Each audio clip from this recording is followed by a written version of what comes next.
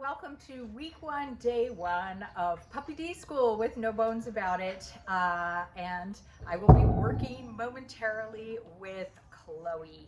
We are so excited to have her in our program. I just want to quickly review before you see me practicing with her that this week we only have 2 days, but from day 1, getting your puppy, we are working on what we call our foundation skills. They are the things that we do from now until the dog is in advanced stages of training. What that really means is that we are trying to build behaviors where the puppy hears their name, hears a certain cue, they're able to leave everything else behind and focus. So it doesn't, what I always tell people is it's not about teaching behaviors per se, like sit down, leash walking. That's all important. We will get to that. But what we really need is a puppy that can stop, look, and listen. And those are cues and behaviors that we start again from day 1. And they are perfectly capable of figuring this out. Unlike in my video where I'm going to be outside and I've kind of got a lot going on, it's just sort of the vibe of what happens here at day school. What I really want to suggest is that you pick a quiet place to work where nothing else is going on. So we have no other distractions. The puppy really doesn't have any other choice to make but to pay attention to you.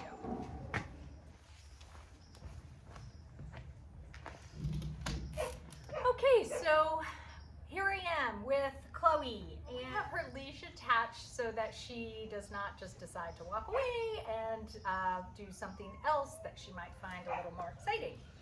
So, first things first, I do have her kibble, and it is in my pocket, so you can see she's obsessed with that. What I like to do if I'm in a room is maybe put my stash of food up on a counter. I can keep it somewhere on me, but it is really distracting. We just don't want it visible when we're working, meaning I don't want you to put treats out and have them sitting in your hand. That is way too distracting for a puppy. They're not really thinking about anything other than food, food, food, food, food. So we want to use it as a reward, but we don't want to keep it visible out in front of the pup. When I start out, sometimes I will just give the puppy a couple treats so they're sort of motivated. They know that there's food reward involved. And then we're going to do a little thing we call name game. Again, I've got treats in my hand, but I'm just going to sort of put them behind my back. And I'm just going to wait for her to look away for 1 second. Sometimes we'll do a little thing where I'll go find it. I'll just put a little treat on the ground.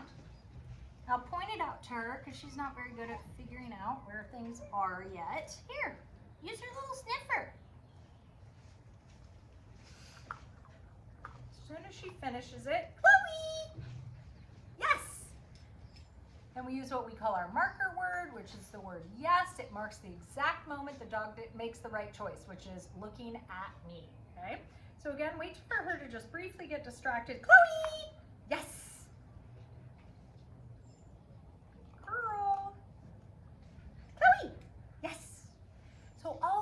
Using that marker word for is that upward glance, that eye contact, or a head turn if she's not looking towards me.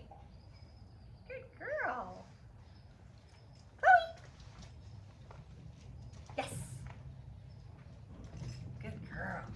So I like to sprinkle my training throughout the day. So I might do 5 repetitions here, 5 repetitions before I feed her, 5 repetitions when we go out for a potty break.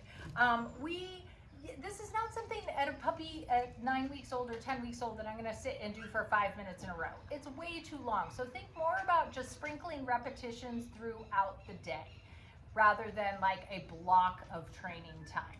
So the second thing that we're working on this week is what we call hand targeting. It is teaching your puppy to touch bonk their little nose, boop their nose to the palm of my hand. Why do we do that?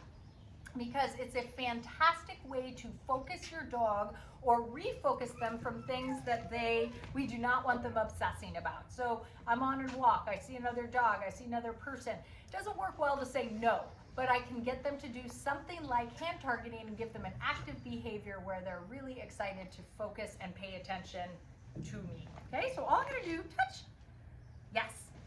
Dogs instinctively will move towards an object that has moved. So right now, dog doesn't really know what to do, but I'm going and putting my hand out at their nose level. Touch.